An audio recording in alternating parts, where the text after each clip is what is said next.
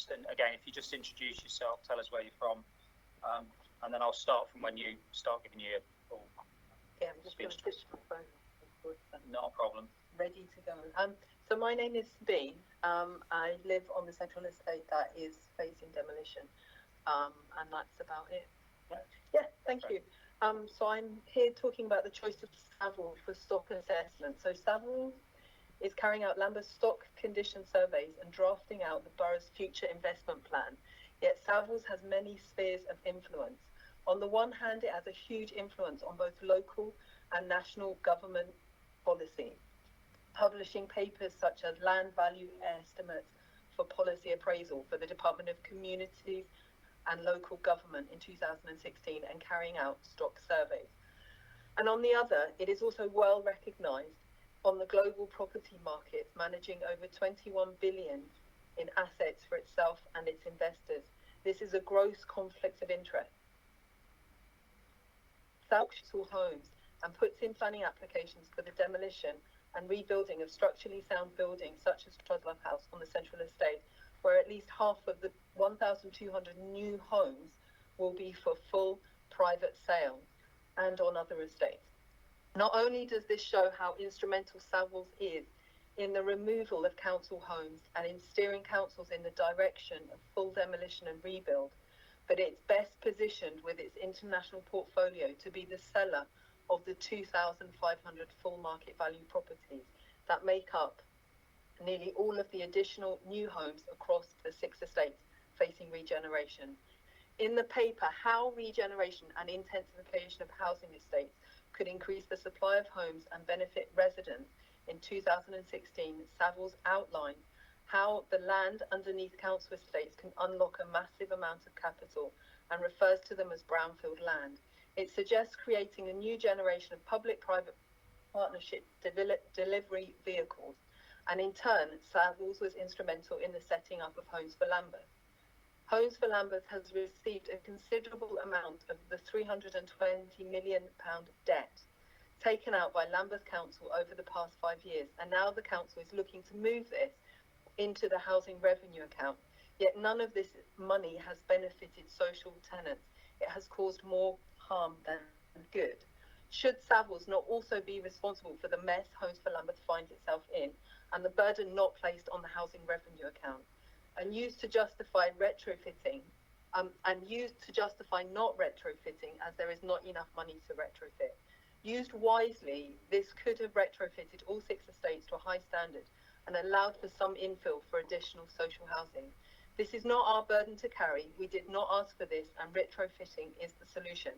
Yet here is Savills assessing Lambeth's housing stock. A similar stock assessment in Southwark resulted in lived-in structured homes having a less than zero value, as only land value and investment costs were considered. Lambeth will expect no different. Retrofitting will create skilled jobs, preserve green spaces, communities, trees, be better for the environment, and cost much less than demolition and rebuild, which is just putting public land into private ownership at a cost to Lambeth taxpayers. Yes, okay, the investment required to bring homes to a high standard of insulation and efficiency is, I actually got to the end, sorry. That was the bit I'd cut out. Look, thank you very much. It's all right. I would say as well, if you wanted to send us your speech to the committee, we'll make sure it's circulated. But yeah, thank you for that. Thank you very much. So next on my list, I believe, is Georgina Schueller. So Georgina, if you want to step up and give us 3 minutes and just introduce yourself, that'd be great. Thank you.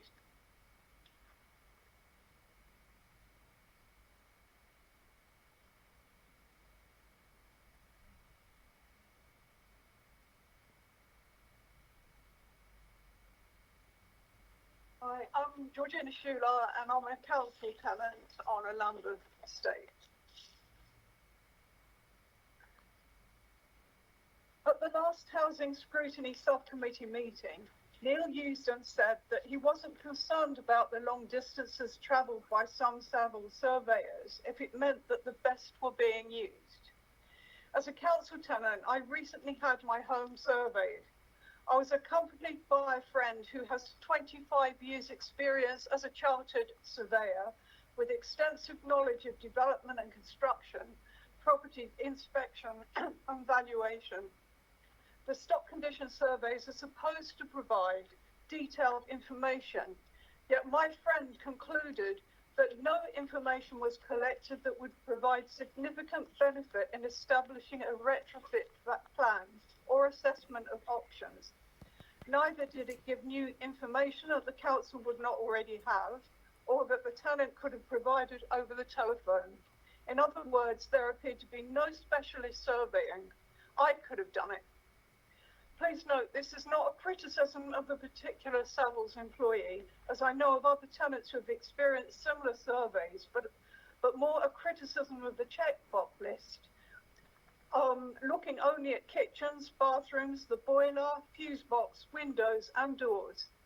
No other rooms were looked at. No assessment of damp made. No fire risk assessment. No structural or special surveying. No EPC assessment.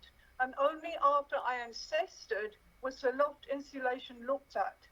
It wasn't on his list. My friend expressed concern that there was no division of loft space across the 5 maisonettes where I live.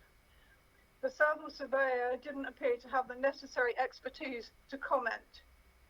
The recommendations to my home, I believe, amounted to replacement of the single glazed crittle windows, which, incidentally, estate residents have been requesting for at least the 31 years that I have lived there, and nothing's been done, and a new bath.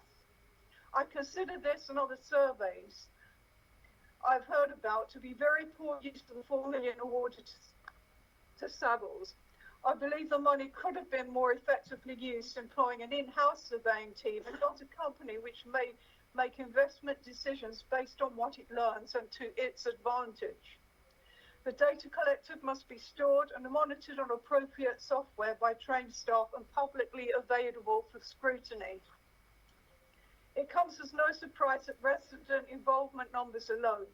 The housing forums and leaseholders councils, etc., many years ago actually gave residents agency, but this has been systematically eroded with meetings reduced to PowerPoint presentations, KPIs, and organised on the council's terms. The current resident engagement structure is not fit for purpose. It feels frustrating and a waste of time trying to engage with Lambeth Council because it doesn't appear to listen. Thank you. Thank you, Georgina, for that. And the final speaker for tonight, oh, sorry, I didn't see you were there, Pete. I thought you might be online. Pete Elliott. Pete, 3 minutes, and as usual, if you could just introduce yourself, and then I'll click when you start your speech. Yeah, thank you, Chair. So I'm Pete Elliott. I'm former Green Party councillor of Gypsy Hill Ward, and I also live on the Central Hill Estate. I'm also a project manager, a service manager, and I do quite a bit of strategic work as well. So thank you for letting me speak, Chair. I could have spoken on each of the items for much longer than 3 minutes tonight. And I know many other residents not here tonight who also have got plenty to say on all of these matters, and it's great to see so many people here. I feel we need a forum where residents can come together and share ideas to help solve the extensive housing problems we have in the borough. Decisions are imposed on residents by cabinet members and officers, leaving us in the mess that we are in. I strongly recommend using this next 6 months to hold a citizens' assembly of some form so that we can deliver the long overdue housing strategy and ensure that it is sensible and has the best chance of garnering support from all groups. Appointing Savills to carry out the stock condition survey on Lambeth homes was not the right move, and ignoring our call-in last year was a mistake. I advise you all to check the Brixton Buzz over the last 8 years or so for any articles mentioning Savills. If you do, you will begin to understand some of our concern.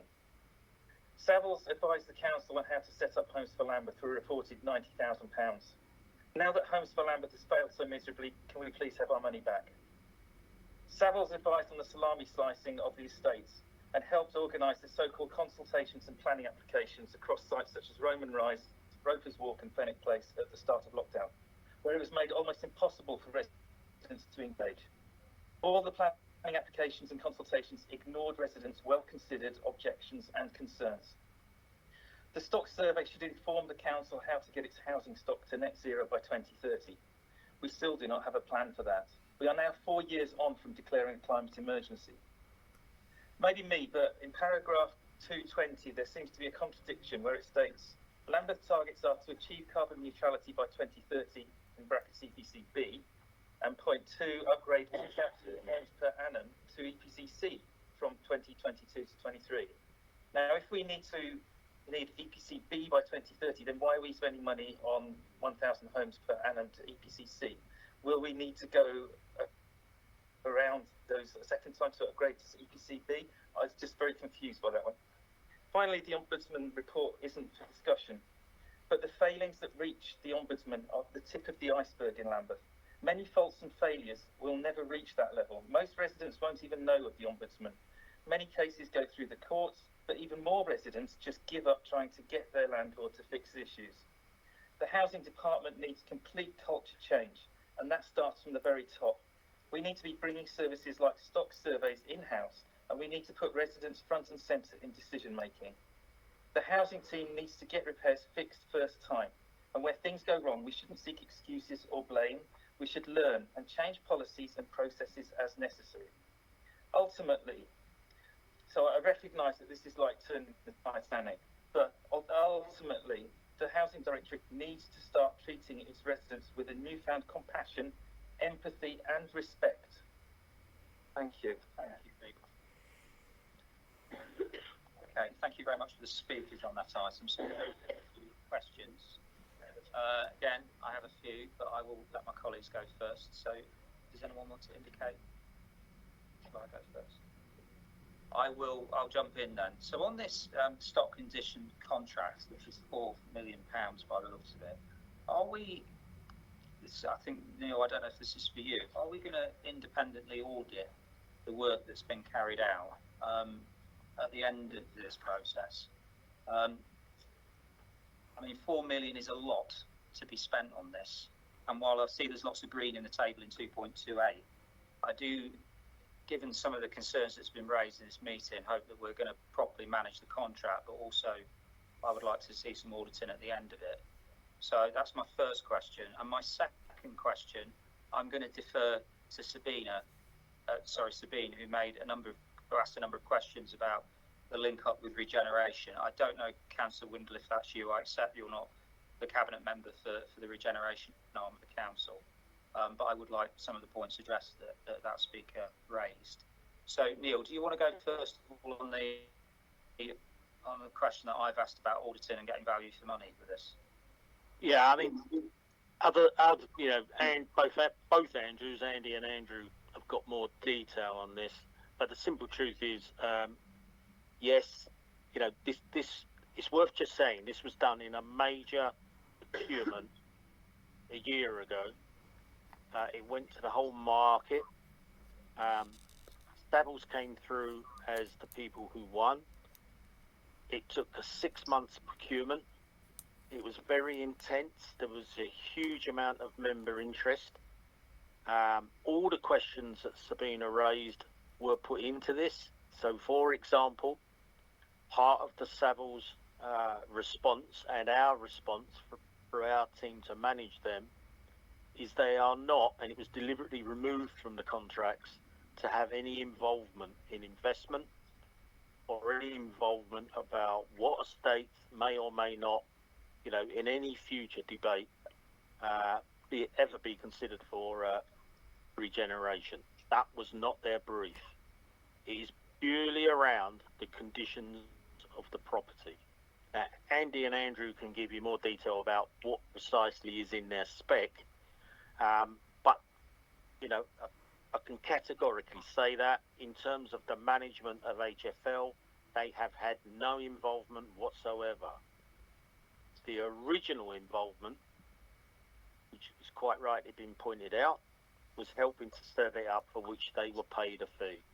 They've had no involvement ever since. So, as it stands, they have no part in any regeneration. Other consultants have been used by Homes for Lambeth and have been used by the council, but not Savills. I'm so sorry, but it's documented. I mean, I'd say, hang on a second. No, Nigel, Neil, you probably heard from the audience there was some disagreement with that point you've just made?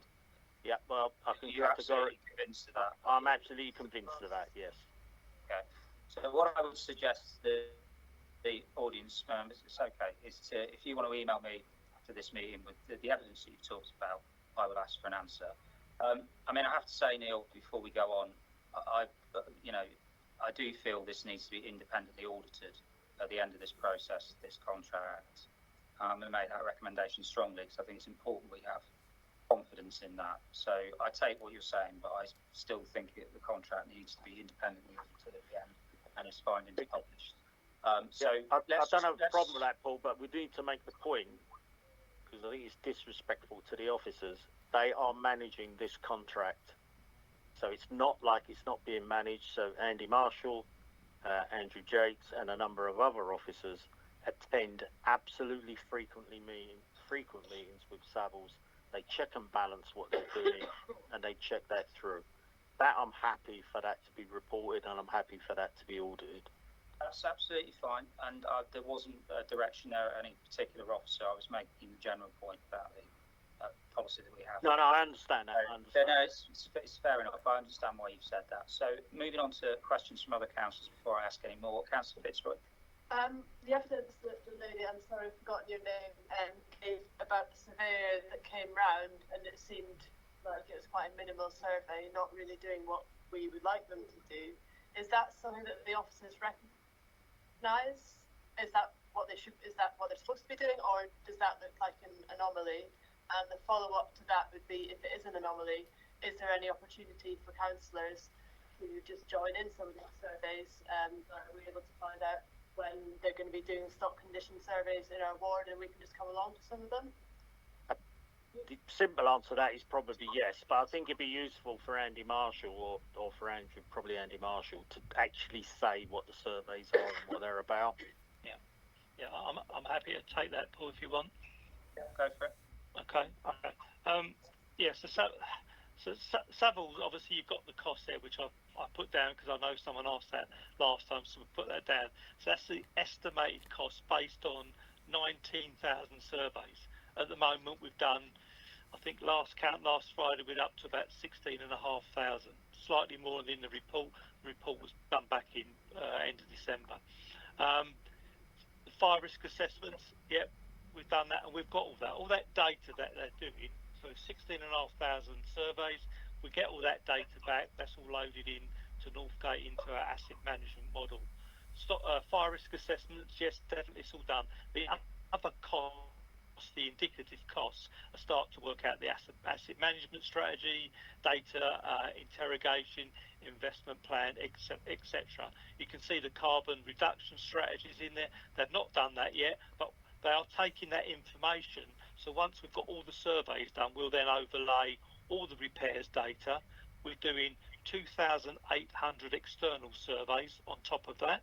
Yeah, that's all within that cost. That was the agreed, what we set out in the contract.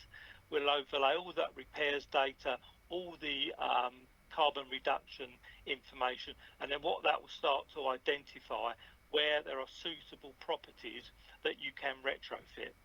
We know retrofitting, and I hear what the lady said, and I totally agree on what Mr. Elliott said. It's a great thing, but it's really expensive and it takes a lot of time to do. But we need to identify quick wins if we're going to hit those targets, because there are some buildings we are going to struggle to do any kind of that work with, and I'm being totally honest with that. Some archetypes will struggle to be retrofitted. Okay. Did you ever come? Sorry, I don't think that's my fault for not being clear. I don't think that quite answered my question. I think my question was about that the lady was saying that the surveyor that came round only surveyed the bathroom and kitchen, and is that correct? Okay. Just before you answer that, Andrew, sorry, a bit of administrative. I have to ask the committee whether they wish to extend this meeting to 9:30, which does have to be our cut-off, but I need to formally ask. Is everybody happy with that? Okay. Sorry, Andrew, if you want to answer the question. Yes, far away. So what the surveyor's got on his tablet, he's got lots of boxes that will say age, age, condition, renewal date, all these things. That's a tick box. So he's sitting there tapping away on his iPad. That downloads all that data. So yes, he'll look at the heating, what type of heating, or the radiators, assess the age, condition. He'll look at the bathroom, the kitchen, the rewiring, everything in that building. If there's asbestos present, he will note all those things. The windows, single glaze, UPVC, or timber, double glaze, single glaze. They're all the things. And then obviously the external envelope, they will start to look at all that data. So it's not just that 25, 30 or 40 minutes while they're walking around the property. There's other information they gather apart from that. So my I don't know if that point is, didn't walk around the property, it went to Georgina, room. okay. I think your specific case, if you want to email me separately, but we'll move on to other points now. But I take what you're saying there. Are there any other questions from members of the committee? They are in other rooms because they're not going. Georgina, we do. That's fine. We do have this discussion every meeting, but email me separately if you need to. Councillor De Silva, you're next. Go on. So mine isn't about Savills, it's about the actual Building Safety Act. Am I okay to? Yeah. Okay. So when a new development is built in Lambeth, how are we making sure that they are following the building safety regulations? If we have some form of sign off at the end, and are we holding our TMOs and providers to account on this as well, so that we're all on the same page? Okay. So yeah. I mean, obviously there's lots of amendments. There's the Building Safety Act. There's amendments coming through to the building regulations. So there's lots of things being put in place to prevent, those defects, those combustible materials being used on buildings now. So there's greater emphasis on that. What we're talking about is existing remediation work, really. This is about removing existing cladding that was probably installed in the early 90s. Now we know that it's polystyrene or other materials, so it's not got an A1 flammability rating, so it needs to come off. So the Building Safety Act, there's a number of aspects to it, which are contained in the report. But part of that is about protections for leaseholders, where leaseholders are protected from remuneration, undertaking that work, so they don't have to pay for that type of work. That's what the Building Safety Act is really covering. But there's lots of elements to it. I think it's worth adding, just to answer the specific question, building control, what Andy is talking about is our properties. What there is a separate building control in the council that is responsible for the private sector, the RPs and the general market. So there is a separate team that does that, and the answer is yes, they would have to sign off every new build in exactly that same way. I mean, could I just follow on from that question? I mean, the Building Safety Act is a huge thing that's hit in the housing sector, isn't it? I mean, it's going to cost every single council huge amounts of money. I mean, it is something that is clearly necessary, but I think there's a lot of concern about the speed and the cost. I mean, it is clearly an act that's definitely needed, but obviously, from my understanding, the government probably isn't giving us enough money again, I would imagine, to actually implement the provisions of the Act. So I just wanted to ask officers, I mean, how realistically do we feel we can meet the provisions that are in that Act? Because I think it does lay out, doesn't it, some quite specific deadlines. So I just wanted to kind of appraise